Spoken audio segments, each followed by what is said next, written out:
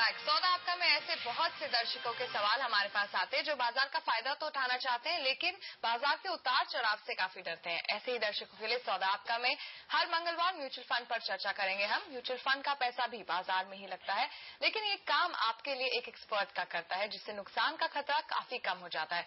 आज mutual fund से जुड़े सवालों के जवाब देने के लिए हमारे साथ है वाइज इन्वेस्ट एडवाइजर्स के सीईओ हेमंत रस्तगी। हेमंत, स्वागत है सौदा आपका में। हेमंत, हमारे पास काफी ऐसे दर्शक आते हैं जो बाजार में पैसा लगाना चाहते हैं, बिगिनर्स जो होते हैं, लेकिन उन्हें डर लगता है सीधे इक्विटी बाजार में पैसा लगाने से। क्या आप उन्हें सजेस्ट करेंगे कि म्यूचुअल फंड के जरिए जाए, वो एक बेटर ऑप्शन होगा? जी बिल्कुल सही। देखिए, म्यूचुअल फंड एक ऐसी इन्वेस्टमेंट ऑप्शन है जहां पे जो प्रोफेशनल्स हैं, फुल टाइम प्रोफेशनल्स आपका पैसा मैनेज करते हैं। आपको किसी भी मार्केट में इन्वेस्ट करना हो, चाहे आपको इक्विटी में इन्वेस्ट करना हो, चाहे आपको डेट में इन्वेस्ट करना हो, अगर आप चाहें तो गोल्ड में इन्वेस्ट करना हो, तो म्यूचुअल फंड्स जो है आपको हर तरह के ऑप्शन देते हैं। और क्योंकि जैसा मैंने पहले कहा, आपका पैसा जो है एक प्रोफेशनल्स आप मैनेज करते हैं, तो रिस्क जो है आपका काफी मात्रा में कम हो जाता है। और म्यूचुअल फंड की एक अच्छी बात क्या है कि बहुत सारी वैरायटी फंड्स अवेलेबल हैं। इक्विटी के अंदर भी आपको अगर चाहे तो डाइवर्सिफाइड फंड है, थीमेटिक फंड है, सेक्टर फंड्स हैं, मिड कैप फंड्स हैं। जिस तरह का भी पोर्टफोलियो कोई भी इन्वेस्टर आज अगर बनाना चाहे इक्विटी में, तो म्यूचुअल फंड के द्वारा बना सकते हैं। चलिए, यानी म्यूचुअल फंड एक सेफ बेट हो सकता है नए निवेशकों के लिए और यहां से आप अच्छे रिटर्न्स की अपेक्षा कर सकते हैं। और हमने शुरुआत की है सौदा आपका में इसी मुहिम की। अगर आपके पास भी कोई म्यूचुअल फंड है या उससे जुड़े आपके कोई भी सवाल है तो हम हर मंगलवार आपके सवालों के जवाब देंगे। और पहला सवाल हमसे पूछ रहे हैं मारुति जी। मारुति जी नमस्कार, बताइए क्या सवाल है आपका और कहां से फोन कर रहे हैं आप? नमस्कार सर, मैं पूना से बात कर रहा हूँ जी बताइए। और मैं CNBC आवाज और आप सभी को बहुत धन्यवाद देना चाहता हूँ कि आप बहुत ही अच्छी तरीके से इन्वेस्टर्स की हेल्प कर रहे हैं और इससे जो है इन्वेस्टर को बहुत अच्छा फायदा हो रहा है सर। धन्यवाद मारुति जी। बताइए आपकी क्या सवाल है? मेरा जो है मंथली 12,000 रुपए का इनकम है जी। इसमें जो मैंने 4,000 रुपए म्यूचुअल फंड में लगाए हैं, 2,000 रुपए का HDFC टॉप 200 में SIP है। ओके। और 1,000 रुपए का Reliance regular saving fund equity option में है जी। और 1,000 रुपए का L&T मिड कैप ग्रोथ में है। ओके। और मैं 1,000 रुपए और इन्वेस्ट करना चाहता हूँ, तो इसके लिए आपसे राय पूछना चाहता हूँ। और ये जो फंड्स मैंने सिलेक्ट किए हैं, क्या ये मतलब एक्सपर्ट के अनुसार सही है? बिल्कुल। आप हमारे साथ मारुति जी, आप हमारे साथ बने रहिए, आपके सवालों के जवाब हम लेते हैं। हेमंत जी, सबसे पहले तो ये बताइए, ये जो 3 फंड्स इन्होंने चुने, HDFC top 200, L&T mid cap और Reliance regular saving equity fund, ये किस तरह के फंड है और इनके लिए क्या ये ऐप है? देखिए, फंड कैसे हैं बताने से पहले मैं ये कहना चाहूंगा कि मारुति जी, जो आपने तरीका चुना है अपना पोर्टफोलियो बिल्ड करने का, वो बहुत ही अच्छा तरीका है। क्योंकि जैसा आपने कहा, आपका टाइम होराइजन करीब 20 साल के लिए अगर आप इन्वेस्ट कर रहे हैं यहाँ पे। देखिए, जब हम इतने लंबे समय के लिए इन्वेस्ट करते हैं तो बहुत जरूरी है कि हम ऐसी एसेट क्लास में इन्वेस्ट करें जहां पे आप इन्फ्लेशन को बीट कर सकें। जो आपने किया है, आपने इक्विटी फंड्स में SIP किया है।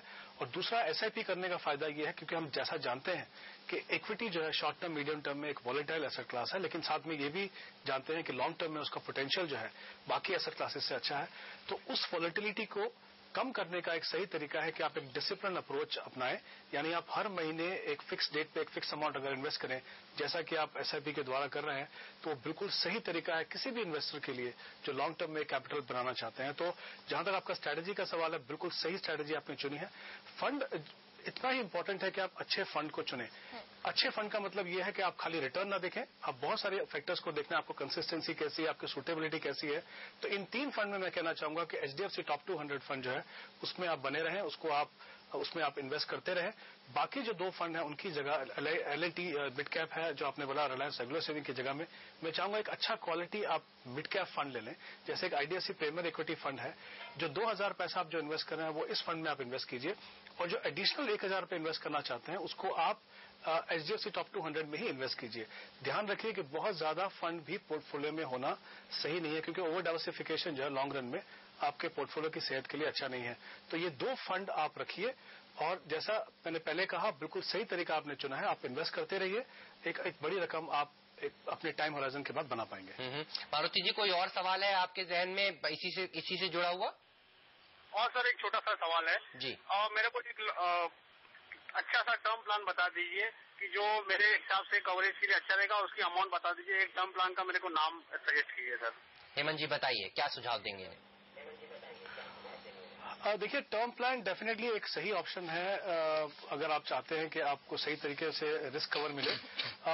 कितना क्वांटम होना चाहिए, देखिए उसके लिए एक थंब रूल है कि जितनी आपकी जो एनुअल इनकम है उसका 10 गुना आपका एक रिस्क कवर होना चाहिए। तो आई थिंक ये चीज आप अगर देख लें आपकी एनुअल इनकम कितनी है। जैसे 12,000 आपने कहा तो करीब 1,44,000 होगी, तो आपको 14-15 लाख का इंश्योरेंस कवर आपके पास होना चाहिए। आप टर्म प्लान चाहें तो एक रेलीगेयर या आईसीआईसीआई या एचडीएफसी इनमें से कोई इंश्योरेंस कंपनी का आप टर्म प्लान लीजिए, क्योंकि आप पुणे में है तो आप ऑनलाइन भी ले सकते हैं, आपको काफी सस्ता पड़ेगा।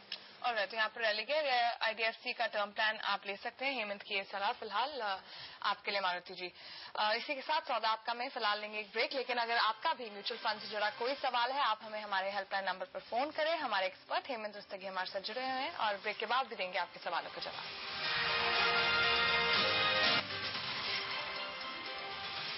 वेलकम बैक, आप देख रहे हैं सौदा आपका और आज हमारा फोकस उन लोगों पर है, उन दर्शकों पर है जो म्यूचुअल फंड्स में इन्वेस्ट करते हैं या फिर करना चाहते हैं। और वाइज इन्वेस्ट एडवाइजर्स के एक्सपर्ट हमारे हेमंत रस्तोगी हमारे साथ जुड़े हुए हैं। फरीदाबाद से सत्यजीत रॉय हमारे साथ फोन लाइन पर। सत्यजीत गुड मॉर्निंग, बताइए क्या सवाल है आपका?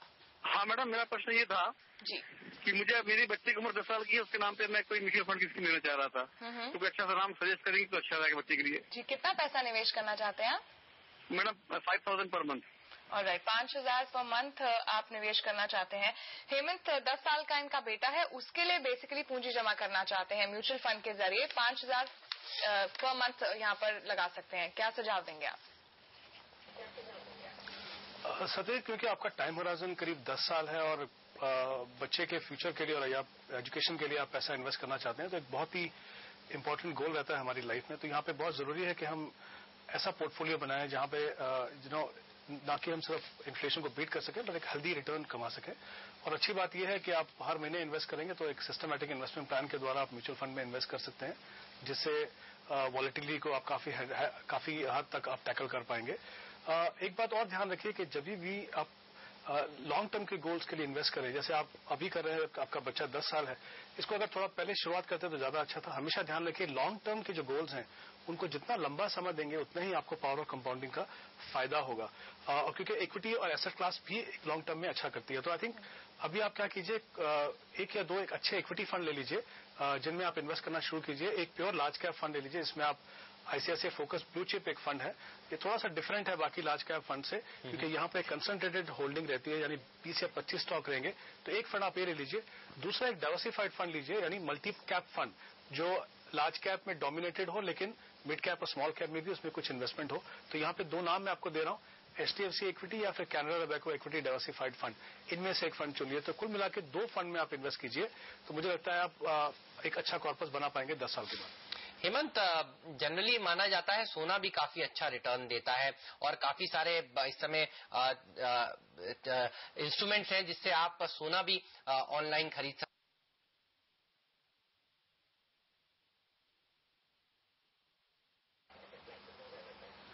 देखिए, आपने बिल्कुल ठीक कहा। डेफिनेटली गोल्ड, क्योंकि उसको एक इन्फ्लेशन के अगेंस्ट हेज माना जाता है, तो एक उसका एक अहम रोल है पोर्टफोलियो में। मुझे लगता है हर पोर्टफोलियो में उसका गोल्ड का रोल रहता है। एक क्वांटम डिफरेंस हो सकता है कि आप 10% लें या 15% लें। यहाँ पे मैं गोल्ड इनको इसलिए नहीं बोल रहा हूँ क्योंकि ये एक पहली बार इन्वेस्ट कर रहे हैं और छोटे छोटे अमाउंट से एक बड़ी रकम बनाना चाहते हैं।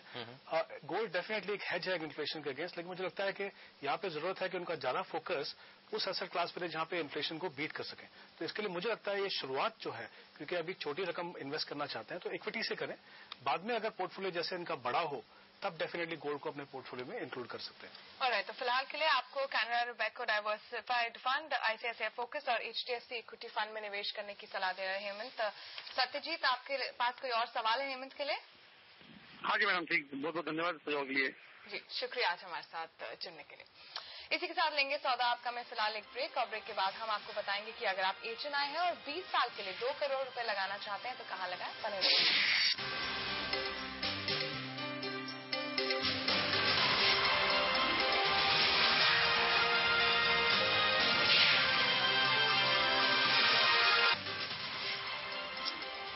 सौदा आपका में आपका स्वागत है। मंगलवार को हम हर रोज इसी समय एचएनआई के दर्शकों के सवाल के जवाब भी देंगे। अगर आप भी एचएनआई दर्शक हैं और हमें देख रहे हैं तो कोई भी सवाल आप हमसे पूछ सकते हैं हमारे हेल्पलाइन नंबर पर। और हमें एक सवाल आया है ईमेल के जरिए, और दर्शक हैं अभिषेक सिंह, और इनकी उम्र है 40 साल, 20 साल का टाइम होराइजन है इनके पास, और 2 करोड़ रुपए निवेश करना चाहते हैं।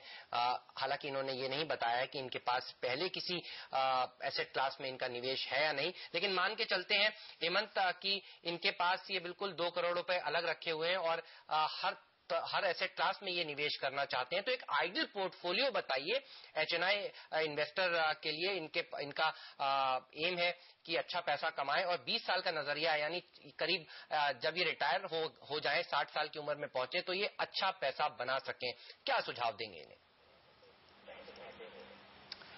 और देखिए, इससे पहले थोड़ा कहना चाहूंगा मैं कि एसेट एलोकेशन जो प्रोसेस है, इसको किसी भी इन्वेस्टर को करने के लिए 2 चीजों का ध्यान रखना है। सबसे इंपॉर्टेंट चीज है टाइम होराइजन, जैसा उन्होंने यहाँ पे कहा 20 साल का इनका टाइम होराइजन है, ये बहुत ही इंपॉर्टेंट है। दूसरा होता है आपका रिस्क प्रोफाइल क्या है, यानी आप कितने रिस्क ले सकते हैं। वो इसलिए जरूरी है क्योंकि सही रिटर्न वही है जो आपको अपने, या पोर्टफोलियो वही है जो आपको आपके रिस्क टेकिंग कैपेसिटी से आगे ना लेके जाए। तो आई थिंक ये 2 चीजों का ध्यान रखना है। और मुझे लगता है टाइम होराइजन ज्यादा इसलिए भी इंपॉर्टेंट है क्योंकि ये बताता है कि आपके जो इन्वेस्टमेंट है उसको किस तरह का रिस्क फेस करना पड़ सकता है। शॉर्ट टर्म में जैसे हम बात करते हैं तो हमारा रिस्क होता है कैपिटल लॉस, और लॉन्ग टर्म में होता है इन्फ्लेशन। यानी 20 साल का जो इनका होराइजन है, यहाँ पे इनको ऐसा पोर्टफोलियो बनाना है ओवरऑल डाइवर्सिफिकेशन के साथ साथ क्या वो इन्फ्लेशन को बीट कर सके। जैसा आपने कहा कि हम मान के चलें कि इनकी कुछ भी इन्वेस्टमेंट किसी एसेट क्लास में नहीं है, तो मुझे लगता है ब्रॉडली 15 to 20% जो है पैसा ये डेट में डाल सकते हैं, 10 से 15% पैसा जो है गोल्ड में डाल सकते हैं, और बाकी क्योंकि इनका टाइम होराइजन करीब 20 साल का है, मुझे लगता है इनका फोकस जो है वो इक्विटीज के ऊपर होना चाहिए। डेट पोर्टफोलियो की जहां तक अगर बात करें, ये पोर्टफोलियो को बहुत ही एक्टिवली मैनेज करने की जरूरत है, क्योंकि जो जैसा हम जानते हैं कि जो इंटरेस्ट रेट और जो बॉन्ड प्राइसेस है उनमें एक इनवर्स रिलेशनशिप होता है। तो जब इंटरेस्ट रेट नीचे जाते हैं तो कुछ ऑप्शन काम करते हैं, जब इंटरेस्ट रेट ऊपर जाते हैं तो कुछ दूसरे ऑप्शन काम करते हैं। तो डेट पोर्टफोलियो में इनको ध्यान रखना पड़ेगा कि बहुत एक्टिवली उसको मैनेज करें। यानी आज के समय में अगर ये चाहें तो कुछ एक जैसे बॉन्ड फंड्स हैं, जैसे specially short term bond fund जो हैं, उनके ऊपर ध्यान दें। और दूसरा, अभी जैसे बजट में भी अनाउंस था, पिछले साल भी कुछ इंफ्रास्ट्रक्चर बॉन्ड आए थे टैक्स फ्री, तो इस साल भी आने वाले, मुझे लगता है उन ऑप्शंस को इनको देखना चाहिए जहां तक डेट का सवाल जो है। हेमंत, थोड़ा और डिटेल में बात करते हैं इसी डेट के बारे में। जैसा कि आपने कहा 10 से 15% तक निवेश कर सकते हैं डेट फंड में, और शॉर्ट टर्म डेट फंड्स की भी आपने बात करी, ultra short term debt funds भी होते हैं। कौन से स्पेसिफिक फंड्स हैं जो आप इनको सुझाना चाहेंगे? देखिए, शॉर्ट टर्म के अंदर ये 2-3 फंड मैं इनको बता सकता हूं। एक तो बिरला डायनामिक बॉन्ड फंड देख सकते हैं, एक टेम्पल्टन का एक शॉर्ट टर्म फंड है वो देख सकते हैं, और आईडीएफसी का एक डायनामिक बॉन्ड फंड एसएसआई वो देख सकते हैं। इन 3 फंड में से इनको देख लें। और इसलिए बोल रहा हूं शॉर्ट टर्म फंड कि इनका जो मैच्योरिटी ड्यूरेशन है पोर्टफोलियो का लंबा नहीं रहता, यानी जो वॉलेटिलिटी का रिस्क है वो इनमें compare to a normal debt fund, जो मीडियम टर्म डेट फंड है, उनसे कम रहता है। तो आई थिंक ये एक ऑप्शन डेफिनेटली उनको देखनी चाहिए। अल्ट्रा शॉर्ट टर्म जो है वो basically parking of short term fund है, जो आप एक इमरजेंसी फंड बनाते हैं और आप चाहते हैं कि आप एक अच्छा रिटर्न मिले और टैक्स एफिशिएंट रिटर्न मिले, तब वहां पे आप अल्ट्रा शॉर्ट टर्म फंड आप देख सकते हैं।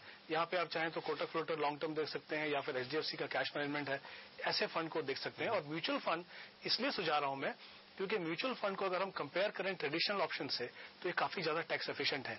जैसे अगर आप बॉन्ड लें या बैंक डिपॉजिट में अगर पैसा लगाएं, तो अगर आप 30% टैक्स ब्रैकेट में हैं तो जो भी इंटरेस्ट आप कमाएंगे उसके ऊपर आपको 30% टैक्स देना है। जबकि यहाँ पे अगर आप देखें म्यूचुअल फंड के अंदर तो लॉन्ग टर्म कैपिटल गेन सिर्फ 10% है, और अगर आप इंडेक्सेशन क्लेम करते हैं जो इन्फ्लेशन हमने देखा काफी ज्यादा रहा है, तब आपको सिर्फ 20% का ही टैक्स पे करना है। तो आई थिंक टैक्स एफिशिएंसी के मुकाबले अगर आप देखें तो म्यूचुअल फंड एक कहीं बेहतर ऑप्शन है जो नॉर्मल ट्रेडिशनल ऑप्शन से।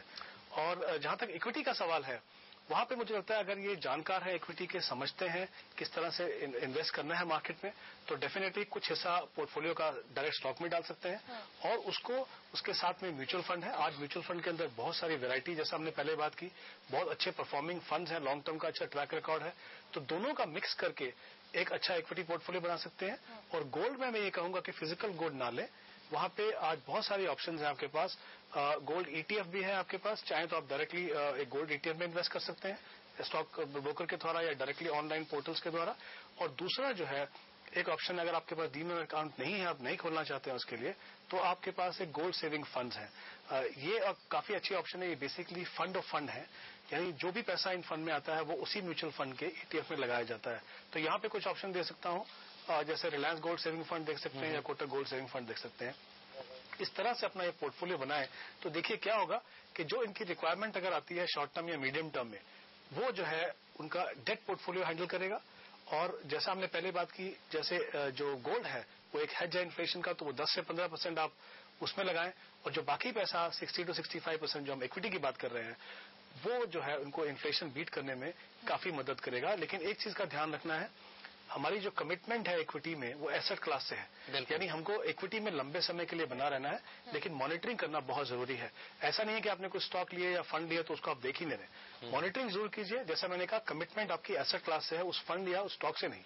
अगर जरूरत पड़े तो अपने पोर्टफोलियो में चेंजेस करने से ना घबराएं, लेकिन हर दम अगर थोड़ी भी वॉलेटिलिटी रहे तो पोर्टफोलियो को चेंज ना करें, थोड़ा समय दीजिए। एक बार आपने डिसीजन लिया, चाहे आपने फंड मैनेजर को पैसा दिया, चाहे आपने डायरेक्टली इक्विटी में लगाया, उस इन्वेस्टमेंट को परफॉर्म करने के लिए समय दीजिए। लेकिन जैसा मैंने कहा, मॉनिटरिंग करते रहिए, और अगर जरूरत पड़े तो चेंज करने से हेजिटेट मत कीजिए, क्योंकि काफी बार क्या होता है, एज एन इन्वेस्टर हमको लगता है नहीं कोई बात नहीं, 10 साल 20 साल का इन्वेस्ट कर रहे हैं, कभी ना कभी ये लॉस रिकवर होगा।